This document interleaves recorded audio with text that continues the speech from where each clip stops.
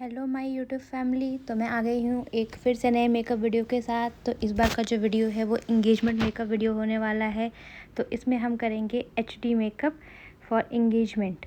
तो स्टार्ट करते हैं। तो सबसे पहले हमने अपने ब्राइड का जो है सीटीएम कर लिया है। तो सीटीएम में सबसे पहले क्लिनजिंग होता है। तो क्लिनजिंग हो चुका है। तो सीटीएम करने के लिए सबसे पहले हमें क्लाइंट की स्किन टाइप पता होनी चाहिए। तो मेरे क्लाइंट का जो स्किन है वो ऑयली टाइप का है। तो हम इनको ऑयली बेस का प्राइमर टोनर दे सकते हैं, मॉइस्चराइज़र दे सकते हैं। तो मैंने जो इनको टोनर दिया है वो है लैक्मे एब्सोल्यूट का जो ऑल स्किन टाइप है। और जो मॉइस्चराइज़र लगाया है वो है hydra Neutrogena hydra boost gel. तो वो जेल फॉर्म में है मॉइस्चराइज़र मेरा। तो इस हमने अपना सीटीएम कर लिया है। अगर आप मेरे चैनल पे नए हैं तो प्लीज़ मेरे चैनल को लाइक और सब्सक्राइब करें और मेरे वीडियो को एंड तक देखें, ताकि आपको सारे मेकअप स्टेप्स पता चलते रहें कि आपको कौन से स्टेप के बाद क्या करना है। तो मेरी क्लाइंट देखो कैसे बातें करी जा रही है। तो ये अच्छी चीज़ है कि आप अपने क्लाइंट के साथ इंटरेक्शन बना के रखें, ताकि उनको बोरियत सी महसूस ना हो। अगर उन्हें किसी चीज़ में प्रॉब्लम हो रही है तो वो आपसे खुल के बोल पाए। तो ये एक बहुत इम्पॉर्टेंट पार्ट होता है। मेकअप करना आसान है, बट क्लाइंट से कनेक्शन करना भी आपको आना चाहिए, उनसे बात करना चाहिए ताकि वो बोर ना हो जाए। कुछ क्लाइंट्स ऐसे होते हैं जो चुपचाप बैठे रहते हैं, उनके मन में कोई बात होती है तो वो बोल नहीं पाते हैं। तो क्लाइंट को अपने कंफर्टेबल बनाना आपको आना चाहिए। तो अब मैंने अपने क्लाइंट का जो है आईब्रो करना स्टार्ट कर दिया है। तो आईब्रो के लिए मैं ऑलवेज ब्रोज़ के लिए मैं हमेशा ब्राउन कलर का ही ब्रोज़ फिलर यूज़ करती हूँ। मैं ब्लैक यूज़ नहीं करती, क्योंकि ब्लैक बहुत ज़्यादा इंटेंस लुक देने लगता है और आईब्रो जो है ऐसा लगता है कि आईब्रो पे ऐसा कुछ लगाया हुआ है। तो हम मेकअप जो करते हैं ना, वो ऐसा नेचुरल सा लगना चाहिए। ऐसा नहीं कि हमने प्रोडक्ट लगाया है तो वो प्रोडक्ट दिखे। प्रोडक्ट एकदम मस्त दिखना चाहिए। अगर आप ब्लैक यूज़ करते हो तो ब्लैक में ब्राउन मिक्स करके यूज़ करो। बहुत सारे लोग होते हैं जिनको ब्लैक यूज़ करना पसंद होता है, तो आप ब्लैक में ब्राउन यूज़ करो मिला के, तो बहुत अच्छा इफ़ेक्ट आता है। तो मैं ब्राउन ही हमेशा यूज़ करती हूँ। तो मैंने जो ये आईब्रो किट यूज़ करी है वो वेट एंड वाइल्ड का है, जो मैं हमेशा अपनी वीडियोस में यूज़ करती हूँ और मुझे बहुत ही अच्छा लगता है उसका ये ब्राउज़ किट।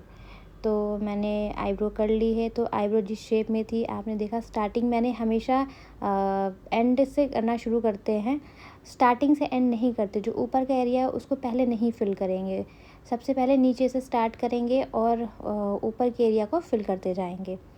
तो आईब्रो को हमेशा एंड से स्टार्ट करें, स्टार्टिंग से बिल्कुल ना स्टार्ट करें। उससे क्या होता है कि प्रोडक्ट एक जगह लग जाता है और पता नहीं चलता है।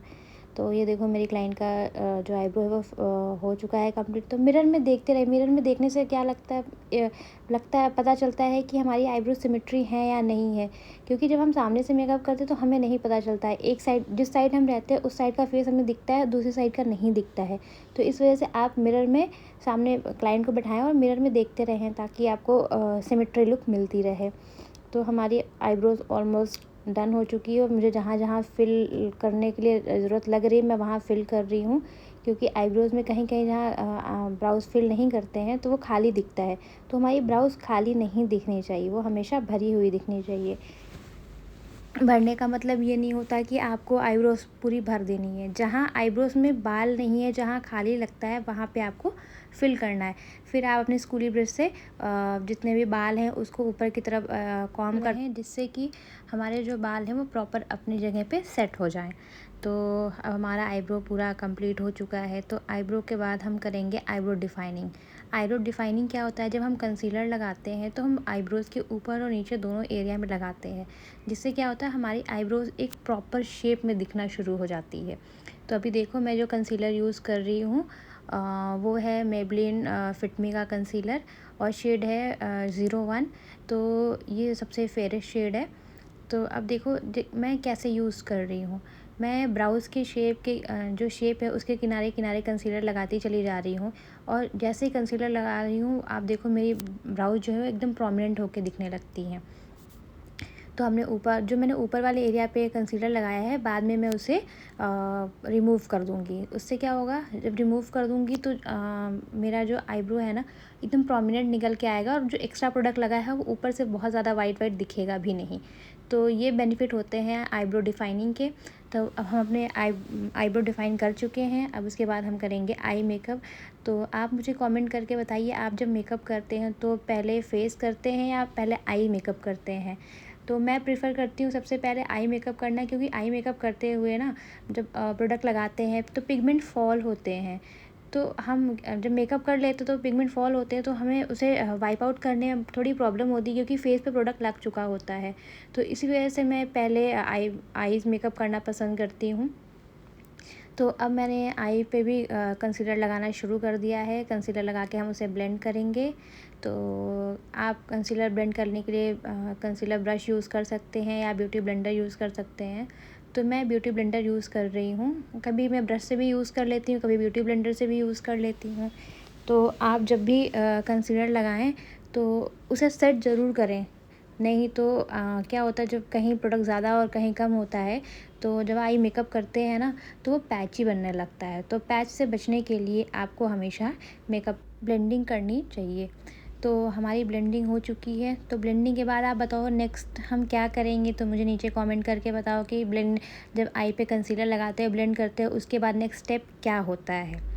तो बताओ आप गाइस, नीचे कमेंट करो और मेरे चैनल को लाइक और सब्सक्राइब ज़रूर करें और मेरी वीडियो को शेयर करें, ताकि आप जब नेक्स्ट टाइम मेकअप करें तो आपको पता हो कि मेकअप में कौन कौन स्टेप होते हैं, क्या करना है।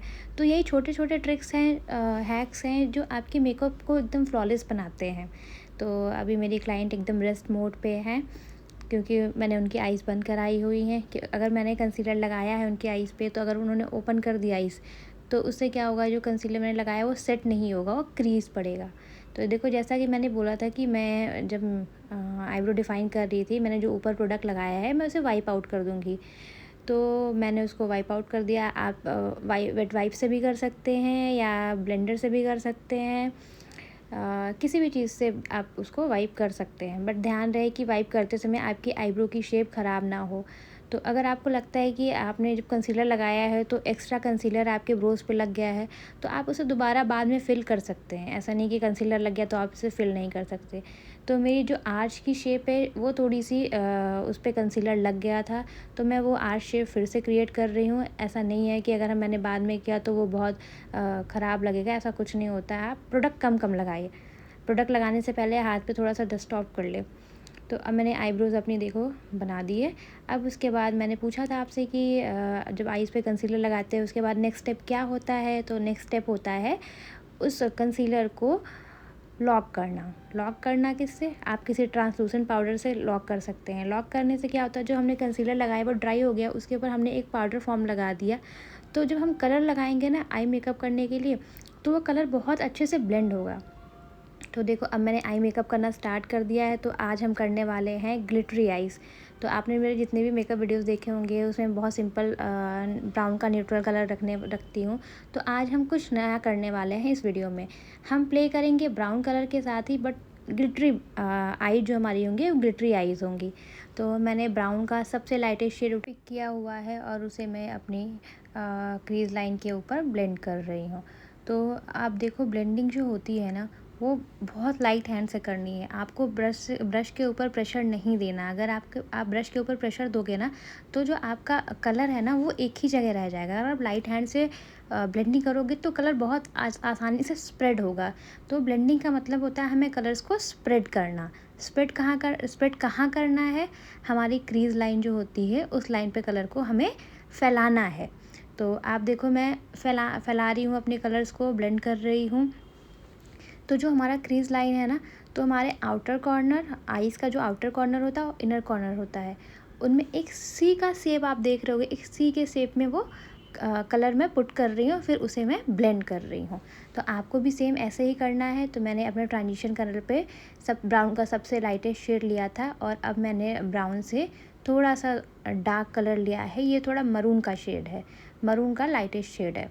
तो ये भी थोड़ा ब्राउन कलर सा ही लगता है जब कलर आप आई मेकअप में यूज़ करते हो।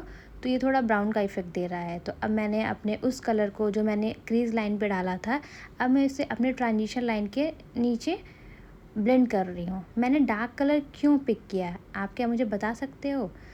डार्क कलर मैंने इसलिए यूज़ किया है कि जो मैं कलर ब्लेंड कर रही हूँ, जो मैंने ऊपर कलर यूज़ किया वो लाइट यूज़ किया है, और जो उसके नीचे कलर क्रीज लाइन पे यूज़ किया है वो डार्क कलर का यूज़ किया है।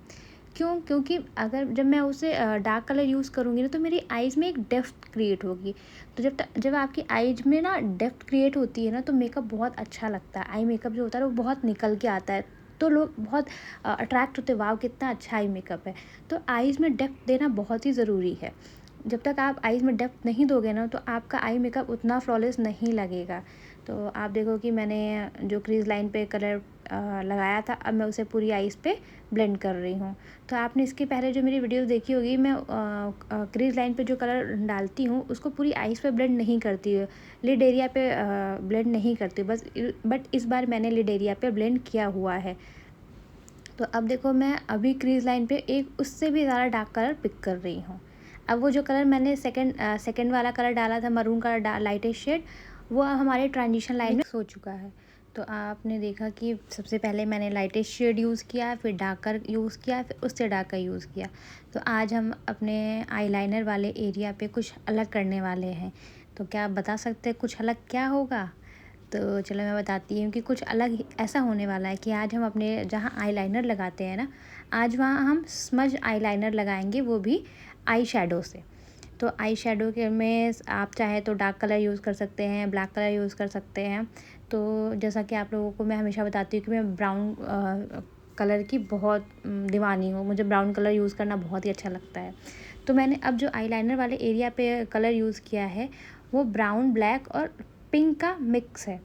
तो आप देखो सबसे पहले मैंने एक लाइन क्रिएट करी है, अब उसके नीचे मैं कलर्स फिल कर रही हूँ।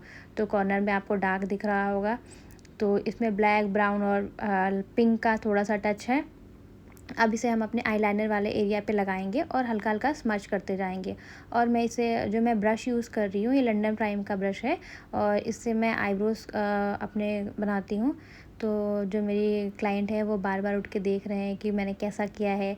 तो होता है जितने भी आपके क्लाइंट होते हैं ना, जब आप उनका मेकअप कर रहे होते हैं ना, तो उन्हें बहुत क्यूरोसिटी होती है कि नहीं मुझे देखना है मैं कैसा लग रहा है, कैसा लग रहा है।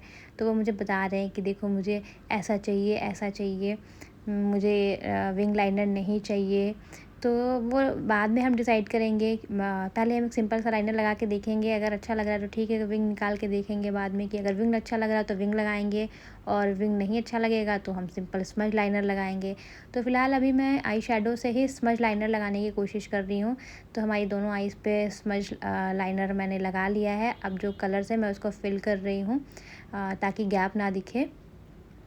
तो आपको भी इस बात का ध्यान रखना है कि जब भी आप आईलाइनर लगाएं ना तो आपके जो फिल कर रहे हैं ना वो गैप ना दिखे। तो आपने देखा था कि मैंने जो कलर मिक्स किया था ट्रांजिशन लाइन पे, उसको मैंने अपने लिड एरिया पे पूरा ब्लेंड किया हुआ था। शिमर लगा रही हूँ, तो हम इसे शिमर भी बोलते हैं या फ्रॉस्ट भी बोलते हैं, जो आपके आई पैलेट में अवेलेबल होता है। तो जो मैं आई पैलेट यूज़ कर रही हूँ वो प्रिटी ऑल सेट का आई पैलेट है, और इसमें जो मैं कलर यूज़ कर रही हूँ वो लाइट पिंक और लाइट गोल्डन कलर का शिमर दोनों मिक्स करके मैं वो आईज एरिया पे लगा रही हूँ। और वो जो एरिया मैं कवर कर रही हूँ वो लिड एरिया है। तो अभी आपको दिख नहीं रहा है। जब भी आप ग्लिटर लगाते हैं ना, तो आप ग्लिटर लगाने से पहले ना आपके आई बेस पे सबसे पहले शिमर लगाएं। शिमर लगाने से क्या होता है कि आपका एक नीचे बेस बन जाता है, तो आपके जो कलर्स हैं ना, जो नीचे आपने आई शेडो लगा वो कलर रिफ्लेक्ट करता है। तो इसीलिए हम शिमर लगाते हैं ताकि हमारा नीचे का जो हमने आई शेडो लगाया है वो रिफ्लेक्ट करे, और हमारे जो ग्लिटर्स लगाने वाले हैं उसके लिए एक अच्छा बेस बन के तैयार हो जाए। तो आइस पे भी बेस बनाना ज़रूरी है जब आप ग्लिटर यूज़ करते हो। तो अब मैं अपने शिमर को ब्लेंड कर रही हूँ ताकि वो लिड एरिया पे अच्छे से डिपॉज़िट हो जाए, और जहाँ जहाँ मुझे ग्लिटर यूज़ करने हैं वो वाला एरिया मैं कवर कर सकूँ। तो अभी मैं ग्लिटर की ब्लेंडिंग कर रही हूँ ताकि मेरा जो क्रीज़ एरिया है वो प्रोमिनेंट दिखे। तो अब ग्लिटर्स जो हमने लगाया, अब हमने क्या करना है, जब ग्लिटर लगाएंगे तो उसके लिए हमें पहले ग्लू यूज़ करना पड़ता है। तो अभी मुझे लग रहा है कि थोड़ी सी ब्लेंडिंग कर लेनी चाहिए।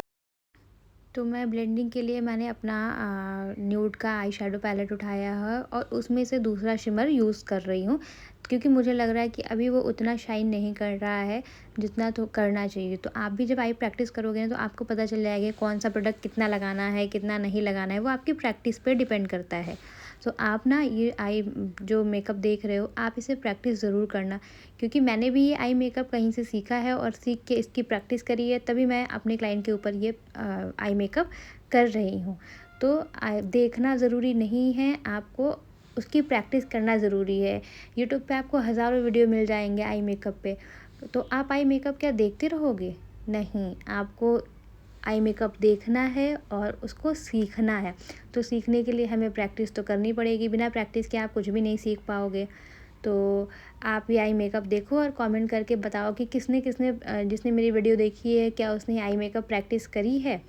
तो जल्दी से आप मुझे कमेंट करके बताना, और ये वीडियो देखने के बाद आप प्रैक्टिस करोगे और प्रैक्टिस करके मेरी वीडियो पे कमेंट करने ज़रूर आओगे वापस। ओके, तो अब देखो मैं थोड़े से फ्लफ़ी ब्रश से, जो मुझे लग रहा है शिमर थोड़ा सा ऊपर लग गया है, तो मैं उसे ब्रश से ब्लेंड कर रही हूँ ताकि वो कम लगे। तो मैंने अपनी वीडियो ना रिकॉर्डिंग पे लगाई थी, तो ग्लिटर वाला पार्ट मैं रिकॉर्ड करना भूल गई बाय मिस्टेक। तो मैं आपको बता देती हूँ कि मैंने कैसे किया था। तो मैंने शिमर लगाया था, उसके ऊपर ग्लू लगाया था।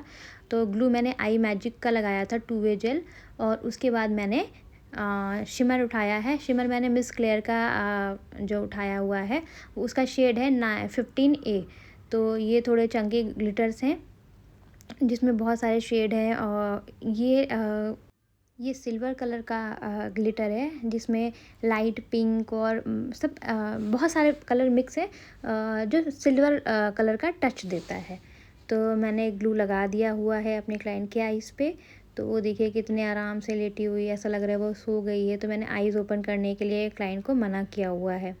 तो जब भी आप ग्लिटर लगाएं ना, तो क्लाइंट को बोले कि वो अपनी आइज़ बंद रखें, क्योंकि जब आप ग्लिटर लगाते हो और उसने आइज़ ओपन कर दी ना, तो जो ग्लिटर है ना वो पैची हो जाएगा, और जब क्रीज लाइन पड़ेगी तो वो बीच बीच में लाइंस दिखने लगेंगी ग्लिटर की। तो आप इस बात का ख़ास ख्याल रखें और अपने क्लाइंट को ज़रूर बोले कि वो आइज़ ओपन ना करे, बंद करके ही रखें।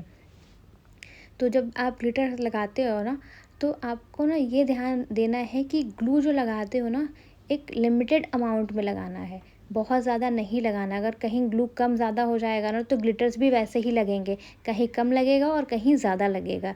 तो आपको इस बात का ख़ास ख्याल रखना है कि ग्लू आपको एक लिमिटेड एरिया पे और लिमिटेड अमाउंट में लगाना है। तो हमारा जो ग्लिटर वाला पार्ट है वो कंप्लीट हो चुका है। उसके बाद हम आईलाइनर लगाएंगे।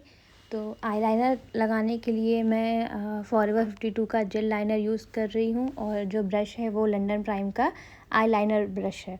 तो अगर आपको ब्रश के बारे में नॉलेज चाहिए तो प्लीज़ आप मुझे कमेंट करके बताएं, तो मैं आपको ब्रश के नंबर भी बताती चलूँगी। तो जब मैंने आईलाइनर स्टार्ट कर दिया है, तो आप देखो आईलाइनर मैंने कहाँ से स्टार्ट किया है। मैंने स्टार्ट किया है मिड पार्ट से। कभी भी जब, जैसे मैंने बताया था कि आपको आईब्रोज करनी है ना, वैसे ही आईलाइनर करना है कि आपको मिड पार्ट से उठाना है, जो लिड वाला एरिया है वहाँ से उठाना है। तो मैंने रिकॉर्डिंग करते समय ध्यान नहीं दिया कि मेरे हाथ बीच में आ रहे हैं, तो चलो आपको थोड़ा थोड़ा दिखता रहेगा। तो मैंने सबसे पहले लिड एरिया वाला पार्ट फिल किया है, उसके बाद मैंने इनर कॉर्नर फिल किया है। अब इनर कॉर्नर फिल करने के बाद मैं अपने लाइनर को सीधे एरिया में आइज़ के जो हमारा आईब्रो का एंड है और जो हमारा आउटर कॉर्नर है उससे मिला के मैं एक विंग निकालूंगी हल्का सा। तो आप जब भी विंग निकालते तो आपको लगता है एक साइड का विंग ऊपर है, एक साइड का नीचे है, तो उससे बचने के लिए आपको हमेशा एक ध्यान देना है, एक ट्रिक है कि जो आपका आउटर कॉर्नर है आइज़ का और जो आपके आईब्रोज है, उन दोनों के पैरेलल में ही आपको विंग निकालना है। तो देखो मैंने लाइनर लगा दिया है। तो लाइनर लगाने के लिए आप जब भी जेल यूज़ करें, किसी भी ब्रांड का जेल यूज़ करें, उसको आप हाथ पे निकाल लें या अपने स्पैचुला पैलेट पे निकाल लें। उसके बाद ब्रश पे आप जब भी काजल ले या लाइनर ले, तो अपने ब्रश को शार्प करें ताकि प्रोडक्ट जो लाइनर का है वो ज़्यादा ना हो, क्योंकि अगर ज़्यादा ले लेंगे ना, तो जो हम लाइन क्रिएट करते हैं, जब भी लाइनर लगाते हैं तो हम पहले ये सोचते हैं कि पतला लाइनर लगाएं। तो जो अगर आप पतला लाइनर लगाओगे ना, तो प्रोडक्ट ज़्यादा होगा, तो फिर वो ज़्यादा एरिया कवर करेगा और आपको बाद में लाइनर मोटा करना पड़ेगा। तो इस वजह से सबसे पहले क्या काम करना है, लाइनर को लेना है किसी स्पैचुला पैलेट पे और उससे अपने ब्रश में जब लेते हैं तो ब्रश से भी एक्सेस जो प्रोडक्ट है उसको निकालना है। उसके बाद जब लाइनर लगाएंगे तो लाइनर पतला लगाना है। आपने देखा इस वाले लिड एरिया पे मैंने बीच से स्टार्ट किया, लिड पे पहले लगाया, उसके बाद आउटर कॉर्नर पे। उससे क्या होता है कि जब हम जो प्रोडक्ट लिड एरिया वाला है ना वो थोड़ा सा एक्स्ट्रा लगाना पड़ता है, थोड़ा सा एरिया वहाँ का ज़्यादा होता है, लेकिन और जो इनर कॉर्नर होता है वहाँ का एरिया कम होता है। तो अगर हम बीच से लगाएंगे तो प्रोडक्ट थोड़ा भी ज़्यादा होता है ना, तो हम उसे अपने लिड एरिया पे कवर कर लेते हैं। लेकिन जब इनर कॉर्नर पे आपके ज़्यादा हो जाएगा तो वो लाइनर का जो इफ़ेक्ट है ना वो अच्छा नहीं लगेगा, प्रोडक्ट ज़्यादा हो जाएगा और लाइनर आपको भरा भरा दिखेगा। तो इससे बचने के लिए हमेशा लिड एरिया से आपको लाइनर स्टार्ट करना है और विंग निकालने के लिए हमेशा इनर कॉर्नर, आउटर कॉर्नर और आईब्रो की एंड दोनों को ध्यान में रखते हुए है। तो आपने देखा जैसे मैं आपको इंस्ट्रक्शन देती जा रही हूँ वैसे ही वर्क कर रही हूँ। तो सब बहुत लाइनर पे जब भी आप वर्क कर रहे हैं बहुत धीरे धीरे ही काम करें। आप जल्दीबाजी के चक्कर में काम करेंगे तो आपका जो लाइनर है ना वो इधर उधर लग सकता है और अच्छे से नहीं लगेगा, विंग नहीं निकलेगा। और आपको एक चीज़ और ध्यान रखनी है, जब आप विंग लाइनर लगा रहे हो ना तो जब आप आउटर कॉर्नर पे आए ना, जब आपको विंग निकालना है तो एकदम ब्रश एकदम हल्के हाथों से उसको पकड़ें। तो हल्के हाथों से पकड़ेंगे तो क्या होगा कि आपका प्रेशर ब्रश पे हल्का लगेगा तो आपकी लाइन शार्प निकलेगी, जो विंग है वो एकदम शार्प निकलेगी। आप ये चीज़ एक प्रैक्टिस करके देखना कि अगर आप जब ब्रश बहुत ज़ोर से पकड़ते हो तो आपका जो विंग है ना वो अच्छा नहीं निकलता है। लेकिन जब आपने ब्रश को एकदम लाइट हैंड से पकड़ा हो और जब विंग निकालते हो एकदम हाथ को एकदम हवा में रखिए, एकदम लाइट हैंड से पकड़िए और विंग निकालिए, देखिए वो विंग बहुत ही शार्प निकलेगा। तो विंग में शार्पनेस होनी बहुत ज़रूरी है, वरना विंग का कोई मतलब नहीं है। तो विंग जब भी निकाले शार्प निकाले और इसी टेक्निक के साथ निकाले। तो अब मैं क्या कर रही हूँ, मैंने लाइनर लगा दिया है। लाइनर लगाने के बाद आपने जब देखना है कि जो लिड एरिया पे क्या होता है, जब हम लाइन बनाते हैं तो बीच में कहीं कहीं फिलिंग नहीं हो पाती अच्छे से, तो आपको फिलिंग अच्छे से करनी है। तो अब हो चुका है हमारा आईलाइनर का पार्ट जो है वो कंप्लीट हो चुका है। तो अब हम करेंगे ब्रो बोन की हाईलाइटिंग। तो ब्रो बोन हमारी आईब्रो के जस्ट नीचे होता है, तो हम ब्रो बोन पे अपनी हाईलाइटिंग करेंगे। तो उसको हाईलाइटिंग करने के लिए आप अपने आईज़ का जो इनर कॉर्नर होता है ना, हम वहाँ भी हाईलाइटिंग करते हैं। तो ब्रो बोन और इनर कॉर्नर की हाईलाइटिंग का कलर आप सेम रख सकते हैं। तो उसके बाद हमारा आई मेकअप हो चुका है कंप्लीट। और लैशेस हम बाद में लगाएंगे, ड्रॉप शेडो बाद में करेंगे क्योंकि अभी हमारा मेकअप बचा हुआ है फेस, इसलिए हम अभी लैशेस और ड्रॉप शेडो नहीं करेंगे। तो अब आप देख रहे हो कि मैं वेट वाइप लेके आईज़ के नीचे का जितना भी पिगमेंट है और जितने भी ग्लिटर है वो फॉल आउट हुए हैं तो उसे मैं वाइप कर रही हूँ। तो वाइप करना बहुत ज़रूरी है क्योंकि अगर आप वाइप नहीं करोगे तो नीचे वो जो कलर्स है ना वो आपके फाउंडेशन में मिक्स होंगे और मिक्स करके वहाँ पे अलग अलग कलर्स दिखने लगेंगे। तो अब मैंने जो प्राइमर यूज़ किया है वो कलर बार का प्राइमर है और वो ऑल स्किन टाइप का प्राइमर है। तो मैंने अब प्राइमर लगाना स्टार्ट कर दिया है। तो जैसा कि मैंने बताया था कि आज हम एकदम ग्लोई वाला स्किन मेकअप करने वाले हैं, यानी ग्लास फिनिश स्किन मेकअप।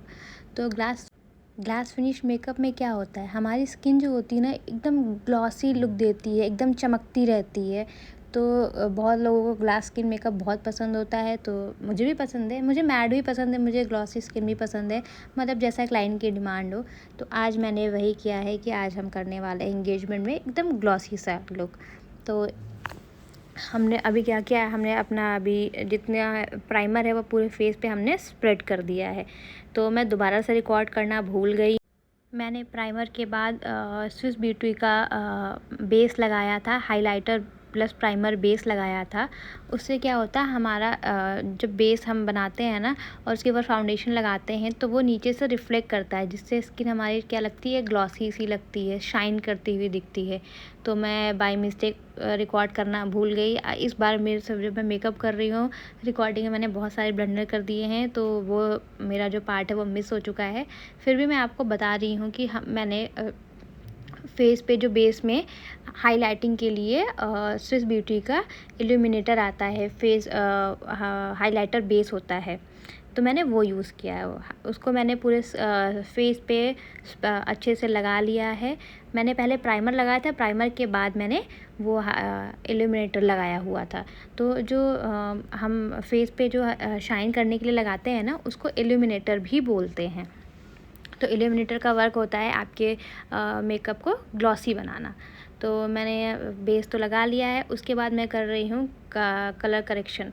तो कलर करेक्शन में वहाँ करते हैं जहाँ पे हमारे थोड़े डार्क एरिया होते हैं, मतलब हमारी स्किन जो होती है स्किन कलर से थोड़े डार्क होते हैं। तो जो हमारी इंडियन स्किन टोन होती है ना, आप फेयर कलर के हो, बहुत फेयर कलर के हो, ब्रिटिश हो, डस्की कलर हो, नो मैटर आप किसी भी कलर कॉम्प्लेक्शन के हो, बट जो हमारा अंडर आइज़ होता है, माउथ का पोर्शन होता है, वो थोड़ा सा डार्क होता है हमारे स्किन के अकॉर्डिंग। तो मेरी जो क्लाइंट है उसके अंडर आइज़ पे थोड़े से डार्क सर्कल्स है, तो उसको छुपाने के लिए मैंने LA गर्ल का ऑरेंज कंसीलर यूज़ किया हुआ है। तो आप किसी भी ब्रांड का कंसीलर यूज़ कर सकते हैं। तो मैंने कंसीलर लगाया है और उसके माउथ एरिया पे भी लगाया हुआ है। तो फोरहेड मुझे बहुत ज़्यादा डार्क नहीं लगा, तो मैंने वहाँ बहुत लाइट कंसीलर लगाया है और उसको अच्छे से ब्लेंड किया है। ब्लेंड करने के लिए आप देख रहे होंगे मैंने 2 ब्लेंडर रखे हुए हैं। तो एक से मैंने अपना ऑरेंज कलर का कंसीलर जो है उसे ब्लेंड किया और दूसरे से मैं अब आप देख रहे होंगे कि मैं फाउंडेशन लगा रही हूँ। तो आप भी इस बात का ख्याल रखें कि जहाँ आपने जिस ब्लेंडर से आपने ऑरेंज कंसीलर ब्लेंड किया है उससे आप फाउंडेशन ब्लेंड ना करें, नहीं तो आपका पूरा जो फाउंडेशन है वो ग्रे लगने लगेगा। तो फाउंडेशन में यूज़ किया है वो फॉरएवर 52 का HD फाउंडेशन है। तो ये फाउंडेशन मुझे बहुत ही अच्छा लगता है, इससे थोड़ा सा मैट लुक आता है, ये थोड़ा सा मतलब तुरंत ड्राई हो जाता है। तो अगर आपको ड्राइनेस से बचनी है तो आप फाउंडेशन के अंदर कोई भी ऑयल सिरम मिला सकते हैं। तो बहुत सारे मार्केट में ऑयल अवेलेबल हैं जो आपके मेकअप को ईज़िली ब्लेंड करने के लिए होते हैं। तो आप पैक में भी जा सकते हैं या आप मिस्ट यूज़ कर सकते हैं। तो मैंने अपनी लास्ट वीडियो में आपको मिस्ट के बारे में बताया था कि मिस्ट क्या करता है, हाइड्रेशन क्रिएट करता है। तो जो आपका जो फाउंडेशन ड्राई होने लगता है ना, आपने फाउंडेशन लगाया उसके बाद थोड़ा सा मिस्ट स्प्रे कर दे, उसके बाद आप ब्लेंडिंग करें तो आपका ब्लेंडिंग बहुत स्मूथ हो जाता है और बहुत फ्लॉलेस होता है। इसी तरीके से जो ऑयल प्राइमर होते हैं ना, ऑयल सिरम होते हैं, ये भी आते हैं कि आप अपने फाउंडेशन में उनको मिक्स कर लें और मिक्स करके जब फाउंडेशन आप स्प्रेड करेंगे तो बहुत आसानी से लग जाएगा और वो आपका फाउंडेशन ड्राई भी नहीं होगा। तो आपने एक चीज़ हमेशा याद करनी है, जब भी आप मैट फाउंडेशन लगा रहे हो तो आपने जिस एरिया में फाउंडेशन लगाया उसको तुरंत आपको ब्लेंड करना है, आपको उसको छोड़ना नहीं है। आपने बहुत सारी वीडियोस में देखा होगा कि लोग पहले अपने फेस पे ऐसे टैप कर लेते हैं, ऐसे गोल गोल बहुत सारे बिंदी के जैसा लगा लेंगे और उसके बाद उसको ब्लेंड करते हैं। तो आपको ऐसा नहीं करना है। आप वो जो आपका फाउंडेशन है ना, वो एक ही जगह पैची हो जाएगा और मेकअप फ्लॉलेस नहीं लगेगा। तो मेकअप में आपको एक चीज़ हमेशा ध्यान देना है कि आपको पैच से बचना है। आपके मेकअप में पैच क्रिएट नहीं होना चाहिए। आप देख रहे हो मेरा बेस कितना फ्लॉलेस लग रहा है, क्योंकि मैंने अपने जहाँ भी मैंने अपना प्रोडक्ट लगाया, फाउंडेशन लगाया, मैंने उसको तुरंत ब्लेंड करना शुरू कर दिया। तो उससे क्या हो गया कि जो एरिया मेरा ब्लेंड हो गया है वो अच्छा लग रहा है। अगर मैं यही ब्लेंड ना करती, छोड़ देती, पूरे फेस पे पहले फाउंडेशन लगा लेती फिर ब्लेंड करती, तो कहीं कम कहीं ज़्यादा लगता वो। तो आप ये मिस्टेक बिल्कुल ना करें जब भी आप मेकअप कर रहे हो, HD मेकअप कर रहे हो, ब्राइडल मेकअप कर रहे हो। तो जो ब्राइड होती है ना, वो आपके पास बार बार नहीं आती है, आपको एक बार में ही अपना 100% देना है। तो आपको गलतियाँ क्यों करनी है, तो इन सब गलतियों से आपको बचना है। तो आप भी सीखते रहेंगे ये सारी चीज़ें, वीडियो को देखते रहें, एंड तक बने रहें। और बहुत सारी चीज़ें होती हैं जो मैं वीडियो में मैं आपको बहुत सारी नॉलेज देने की कोशिश करती हूँ, बट कुछ ना कुछ छूट जाता है।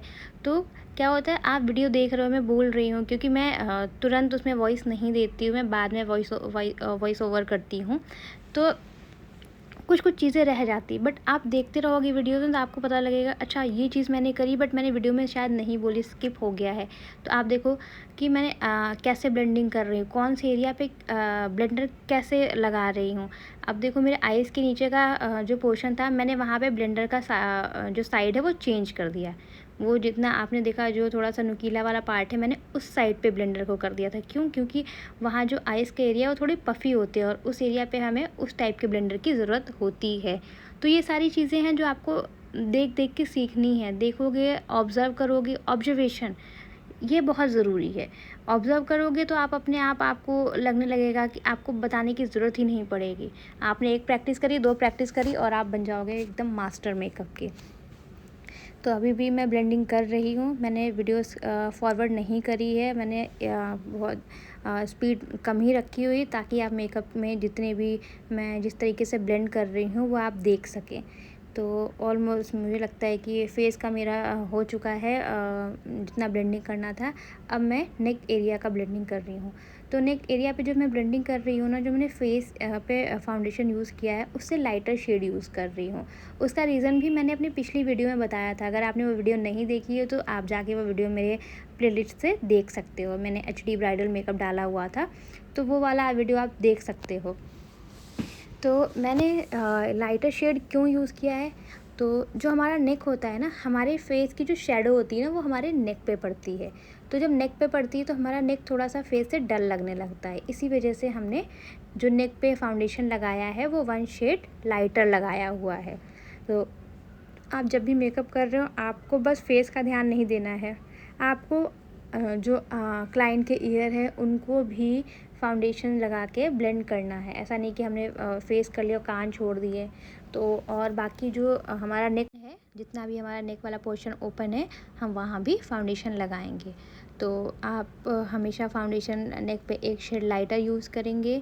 तो आप देखो, मुझे जहाँ जहाँ लग रहा है कि थोड़ा थोड़ा फाउंडेशन रह गया तो मैंने जो ब्लेंडर है वो चेंज कर दिया, एक स्पॉन्ज ले लिया है। वो कैसा है, थोड़ा सा पिज़्ज़ा टाइप का जैसा शेप होता है ना, कि नुकीले टाइप का है। तो मुझे जहाँ जहाँ आइज़ के पास में कॉर्नर पे कभी ब्लेंडर नहीं लगा पाते हैं तो वहाँ पे ये वाला स्पॉन्ज काम कर जाता है।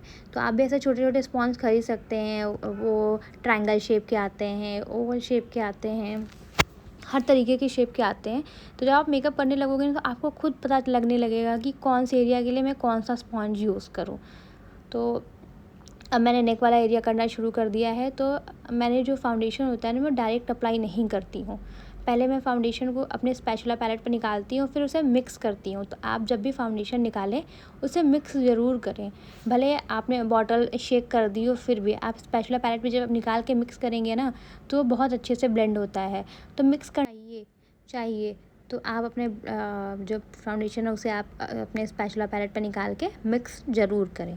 तो मिक्स करने के बाद मैंने अब नेक एरिया पे भी फाउंडेशन लगाना शुरू कर दिया है। तो आप देखो मैं कैसे ब्लेंड कर रही हूँ, मेरे बस हैंड की मूवमेंट देखो आप। तो मैंने ऑलमोस्ट अपना पूरा फाउंडेशन लगा के कंप्लीट कर लिया है। और हाँ, इस वाले पार्ट पे क्लाइंट थोड़ा सा अपना फेस मिरर में देख के डर सकता है। तो कोशिश करें उन्हें शीशा ना दिखाए, आइज़ क्लोज़ कराए रखें, क्योंकि वो डर जाते हैं कि मुझे इतना वाइट कर दिया। क्यों? क्योंकि आपका फेस एक हम कैनवस है। जब हम कैनवस पेंट करते हैं तो अभी बस कलर्स दिख रहे हैं, क्योंकि हम अभी सिंगल कलर्स यूज़ कर रहे हैं। फाउंडेशन के साथ हम अभी फेस पे हमने फाउंडेशन लगाया तो उनको अपना फेस एकदम वाइट लगने लगता है। तो आप उन्हें बीच-बीच में बताते रहें कि ऐसा नहीं है। जब आपका पूरा फेस मेकअप करने के बाद आप देखना कितना अच्छा लगेगा, क्योंकि हमने उसमें लिपस्टिक नहीं लगाई है, काजल फिल नहीं किया है, लैशेस नहीं लगाई हैं, हाइलाइटर और ब्लश नहीं यूज़ किया है। तो आपको खाली लगेगा, आपको लगेगा कहीं मुझे इसने भूत तो नहीं बना दिया। तो आपको अपने क्लाइंट को ये सारी नॉलेज देते जाना है, क्योंकि क्लाइंट डर जाता है। क्योंकि जब मुझे भी मेकअप नहीं आता तो मैं मेकअप कराती हूँ तो मैं डर गई थी। मैंने अपने मेकअप आर्टिस्ट को बोला था प्लीज़ आप ये हटा दो, क्योंकि मुझे नहीं पता था। तो आपको भी बताना है। खैर उस टाइम मैंने जब अपनी शादी का मेकअप कराया था तो मुझे डर लग रहा था। तो अब लोग वीडियोस देखते हैं, उनको पता चल गया है कि हाँ ये पार्ट होते हैं। तो आप बट फिर भी आपको अपनी तरफ से अपने क्लाइंट को ये सारी चीज़ें बताते रहना है। तो अब मैंने फाउंडेशन लगा दिया है। फाउंडेशन के बाद अब मैं करूँगी बेकिंग करने का मतलब क्या होता है, मैंने आपको अभी पीछे बताया था जब हम आई मेकअप कर रहे थे। तो बेकिंग का मतलब होता है जो हमने फाउंडेशन लगाया है ना उसको अब किसी ट्रांसलूसेंट पाउडर से सेट करना, फाउंडेशन को लॉक करना, ताकि जब वो ड्राई होने के बाद अपनी जगह पे बना रहे। तो उसके लिए हम ट्रांसलूसेंट पाउडर का यूज़ कर रहे हैं। आप जब मेकअप करते हो ना, तो मेकअप में आप हाई ब्रांड्स के भी प्रोडक्ट यूज़ कर सकते हो और अपने अफोर्डेबल बजट के अकॉर्डिंग भी प्रोडक्ट यूज़ कर सकते हो। तो मैं जो मेकअप बताती हूँ ना, आपको अफोर्डेबल प्रोडक्ट्स बताती हूँ ताकि आप भी यूज़ कर सकें। तो आपको जब भी पाउडर लॉकिंग करनी है ना, तो आप बहुत लाइट हैंड से यूज़ करो। ब्रश को देखो मैंने कितने लाइट हैंड से पकड़ा हुआ है और हल्का हल्का मैं डैप कर रही हूँ, मैं ड्रैग नहीं कर रही हूँ। तो आपको जब भी मेकअप करना है, तो बेकिंग करनी है या आपको ब्लेंडिंग करनी है, आपको प्रोडक्ट ड्रैग नहीं करना है, आपको डैप डैप करना है। तो अब हमारा बेकिंग भी हो चुका है, अब हम करेंगे ब्लश लगाएंगे। तो ब्लश के लिए मैंने आई मैजिक का ब्लश पैलेट यूज़ किया है। ये भी बहुत अफोर्डेबल रेंज की है और इसका रिज़ल्ट बहुत ही अच्छा आता है। तो मैंने जो शेड यूज़ किया है वो लाइट पीच कलर का पिंक का शेड यूज़ किया हुआ है। तो आप देख रहे हो मैं जो ब्लश लगा रही हूँ कैसे लगा रही हूँ। मैं जहाँ से स्टार्ट कर रही हूँ, मैं पीछे से स्टार्ट कर रही हूँ, मैं आगे से ब्लश नहीं स्टार्ट कर रही हूँ, क्योंकि कभी कभी ब्रश में ना एक्स्ट्रा प्रोडक्ट आ जाता है। तो जो एक्स्ट्रा प्रोडक्ट होगा, अगर हम पीछे से लगाना स्टार्ट करेंगे तो पीछे की साइड पे ज़्यादा प्रोडक्ट रह जाएगा और आगे की साइड पे कम होगा। तो आप देखो मैं मिरर में देख रही हूँ कि दोनों साइड इक्वल लगा है कि नहीं। तो अभी मुझे लग रहा है नहीं, अभी इक्वल नहीं लगा हुआ है। तो मैं थोड़ा थोड़ा प्रोडक्ट लगाती जा रही हूँ और लगाने से पहले मैं डस्ट ऑफ कर रही हूँ। तो डस्ट ऑफ ज़रूर करें आप प्रोडक्ट जब भी लगाएं। और मैं उसे देखो कैसे ब्लेंड कर रही हूँ, हल्के हाथों से मैं उसको डैब डैब करके ब्लेंड कर रही हूँ। तो आप क्रीम वाला प्रोडक्ट यूज़ करना चाहते हो तो क्रीम प्रोडक्ट यूज़ कर सकते हैं। बट अगर आप जब भी क्रीम ब्लश यूज़ करें या क्रीम कॉन्टोर यूज़ करें, तो बेकिंग से पहले यूज़ करें। जब आपने फाउंडेशन लगाया है ना, उसके बाद ही आप क्रीम प्रोडक्ट यूज़ करें। आपको ये बात हमेशा याद रखनी है कि बेकिंग करने के बाद आपको क्रीम प्रोडक्ट नहीं लेना है। नहीं तो आपका पाउडर के ऊपर अगर आप क्रीम प्रोडक्ट लगाओगे ना, तो वो पैच पैच क्रिएट होने लगेगा और कहीं पे ऐसा लगेगा लाइन बन रही है, कहीं पे पैची हो रहा है। तो ये बात आपको हमेशा याद रखनी है कि जब भी क्रीम प्रोडक्ट लगाना है, बेकिंग करने से पहले लगाना है। तो मैंने जो ब्लश यूज़ किया है वो पाउडर ब्लश यूज़ किया हुआ है, तो इस वजह से मैंने बेकिंग करने के बाद इसको यूज़ किया हुआ है। तो आपने देखो ब्लश लगाना है, ब्लश लगाने के बाद आपको दोनों साइड चेक करनी है कि कम ज़्यादा तो नहीं है। तो मैं जो ब्लश का एरिया है ना, वो आउटर कॉर्नर जो है आईज़ का, वहीं तक रखती हूँ। मैं बहुत ज़्यादा आगे तक लेके नहीं आती हूँ। वैसे लोग बोलते हैं कि आईज़ का जो सेंटर पार्ट होता है, कभी कभी मैं भी आईज़ के सेंटर पार्ट तक ले आती हूँ अकॉर्डिंग टू फेस शेप। तो मुझे लग रहा है मेरे जो क्लाइंट का फेस है ना, वो ओवल शेप है। तो ओवल शेप जो होता है ना, वो एक आइडियल फेस शेप होता है। तो मैंने अपनी क्लाइंट को कंटूर नहीं किया है, क्योंकि इनका जो चिक एरिया ना एकदम शार्प लग रहा है, जॉ लाइन भी एकदम शार्प है। तो मैंने इसलिए उनको कंटूर नहीं किया है, सीधे ब्लश लगाया हुआ है। मैंने नोज़ की थोड़ी बहुत कंटूरिंग कर दी थी, बट मैंने चिक्स पे कंटूरिंग नहीं करी है। तो मैंने ब्लश भी लगा दिया है। तो ब्लश मैंने चिक्स पे लगाया है, हल्का सा नोज़ के टिप पे लगाया है और चिन एरिया पे लगाया है। तो वो थोड़ा थोड़ा हाईलाइट करता है तो अच्छा लगता है। उसके बाद मैंने यूज़ किया है हाइलाइटर। तो मैंने जो हाइलाइटर यूज़ किया है वो फॉरएवर 52 का डिज़र्ट हाइलाइटर। ये जो पैलेट है, इसमें 4 शेड है। तो इसके चारों शेड बहुत ही ऑसम है, आप एक बार ख़रीद के देखना। ये थोड़ा सा कॉस्टली है, तो आप स्विस ब्यूटी के जो सिंगल शेड आते हैं, आप वो भी यूज़ कर सकते हैं। तो ये प्रोडक्ट मुझे बहुत ही अच्छा लगता है। स्विस ब्यूटी का हाइलाइटर भी बहुत अच्छा है, और जो फॉरएवर 52 का हाइलाइटर है थोड़ा कॉस्टली है, बट इसका भी रिज़ल्ट बहुत ऑसम निकल के आता है। तो मैंने हाइलाइटर जो लगाया है, उनको सिल्वर और पिंक कलर का हाइलाइटर मिक्स करके वो लगाया हुआ है। तो जैसा कि मैंने बोला था कि हम आइज़ का जो ड्रॉप शेड है वो बाद में लगाएंगे। तो अब मेरा फेस पूरा कंप्लीट हो चुका है, तो अब मैंने ड्रॉप शेडो लगाना शुरू किया। तो जो ड्रॉप शेडो मैंने लगाया है वो पर्पल और पिंक का मिक्स करके लगाया हुआ है। तो आप कभी भी ड्रॉप शेडो लगाना और पर्पल कलर का ड्रॉप शेडो लगाना, और फिर देखना आइज़ क्या ऐसे उभरी सी निकल के आती हैं, बहुत अच्छा लगता है वो कलर। तो आपने भी जब आप अपनी मनपसंद का आई शेडो जो ड्रॉप शेडो होता है वो ले सकते हैं। तो अगर आपको ये वाला रूल फॉलो करना है तो ये भी कर सकते हो। वैसे कोई रूल नहीं है, अपनी चॉइस के अकॉर्डिंग है। तो मुझे आइडिया लग चुका है कि कौन सा प्रोडक्ट कब कहाँ पे कौन सा कलर यूज़ करना है। तो मेरे मेकअप प्रैक्टिस के बाद ही मुझे कलर की नॉलेज हुई है। तो आप भी मेकअप करते रहे, आपको भी धीरे धीरे कलर्स की नॉलेज हो जाएगी। तो मेरी जो क्लाइंट है उनको अपनी आईज़ में थोड़ी बड़ी दिखानी थी। तो बड़ी आईज़ के लिए हम वाइट काजल यूज़ करते हैं। और अगर आपको जब आईज छोटी दिखानी है तो आपको जो काजल है वो ब्लैक फिल करना है। तो मेरी क्लाइंट को वाइट काजल लगाना, तो एक तरफ आप ना वाइट काजल लगा के देखना और एक तरफ ब्लैक काजल लगा के देखना, तो आपको डिफरेंस खुद पता चलेगा। तो हमारी ड्रॉप शेडो हो चुकी है। उसके बाद हमने लिप्स स्टार्ट किया हुआ है। लिप्स फिलिंग में सबसे पहले मैंने स्विस ब्यूटी का लिप लाइनर लिया है और लिप्स की शेप में ही लिप लाइनर लगाया हुआ है। तो आप चाहे तो लिप की जो शेप है आप लिप्स मोटा पतला भी कर सकते हैं। तो मैंने ना लिप्स को मोटा किया ना पतला किया हुआ है। जो लिप्स की लाइनिंग थी मैंने उसी लाइनिंग पे लिप लाइनर चलाया हुआ है। तो अगर आपको अपने लिप्स को छोटा दिखाना है तो लिप का जो लाइनिंग होता है ना उससे नीचे नीचे अगर आपने लाइनर लगाया तो लिप्स आपके छोटे लगेंगे। अगर ओवर लाइन कर देंगे लिप्स को तो आपके लिप्स जो है बड़े लगेंगे। ओवर लाइन करके आप उसके अंदर लिपस्टिक फिल कर दो तो लिप्स थोड़े बड़े लगेंगे। तो मैंने जो लिपस्टिक लिया है इसमें 2 लिपस्टिक मिक्स किया है न्यूड शेड। अगर आपको भी लिपस्टिक एक ही लिपस्टिक लगाते लगाते बोर हो गए तो आप 2-3 लिपस्टिक का मिक्स करके न्यूड कलर्स बना सकते हो। तो मैंने भी 2 लिपस्टिक न्यूड कलर की मिक्स करके अपना लिप कलर बनाया हुआ है। तो मुझे जहाँ जहाँ लग रहा है कि मैंने जो लिप लाइनर लगाया था वो थोड़ा सा मर्ज हो गया, दिख नहीं रहा है, तो मैंने जो लिप लाइनर लिपस्टिक भरी है लिप्स पे उसे थोड़ा सा डार्क कलर लेके उस एरिया पे मर्ज कर रही हूँ। तो आप भी कर सकते हैं। तो मुझे तो न्यूड लिपस्टिक बहुत ही अच्छी लगती है। तो जैसा कि मैंने बताया था कि हम आज करेंगे ग्लॉसी मेकअप। तो ग्लॉसी मेकअप में हम जो लिप्स रखेंगे वो भी ग्लॉसी रखेंगे। तो पहले हमने जो लिपस्टिक लगाई है वो मैट लिपस्टिक है। तो मैट लिपस्टिक जब भी आप लगाएं तो लगाते हुए दोनों लिप्स को आपस में पॉप नहीं करना है, वरना लिपस्टिक ऊपर नीचे से निकल आएगी। ऊपर की लिपस्टिक नीचे चिपक जाती है और नीचे की लिपस्टिक ऊपर चिपक जाती है। तो आपको लिपस्टिक लगाते हुए ये चीज़ हमेशा ध्यान में रखना है कि लिपस्टिक को पॉप नहीं करना और अपने क्लाइंट को भी ये चीज़ बताते रहना है कि आपको दोनों लिप्स को चिपकाने नहीं है जब तक कि वो सूख ना जाए। तो जो लिप्स के जो मैंने फिलिंग कर दी है, जहाँ जहाँ मुझे लग रहा है थोड़ा थोड़ा ज़रूरत है मैंने वहाँ भी भर दिया है। तो अब आपने देखा कि कितना अच्छा लुक आ रहा है। तो अभी लिप्स मेरे ड्राई नहीं हुए हैं तो मैंने उनको ड्राई होने दिया हुआ है। तो अब आते हैं हम लैशेज़ पे। तो लैशेज़ कैसे लगाएं? तो जो मैं लैशेज़ लगा रही हूँ वो मिंक लैशेज़ लगा रही हूँ। तो आजकल मिंक लैशेज़ बहुत ही ट्रेंड में है। तो जो मैंने लैशेज़ लगाए हैं वो उसका ट्यूटोरियल मैं नेक्स्ट वीडियो में बताऊँगी। तो उसके लिए मेरे नेक्स्ट वीडियो आप ज़रूर देखना, जो 2-3 दिन बाद मैं पोस्ट कर दूँगी। मैंने जैसा कि बोला था कि जो लिपस्टिक है उसको हम थोड़ा ग्लॉसी करेंगे।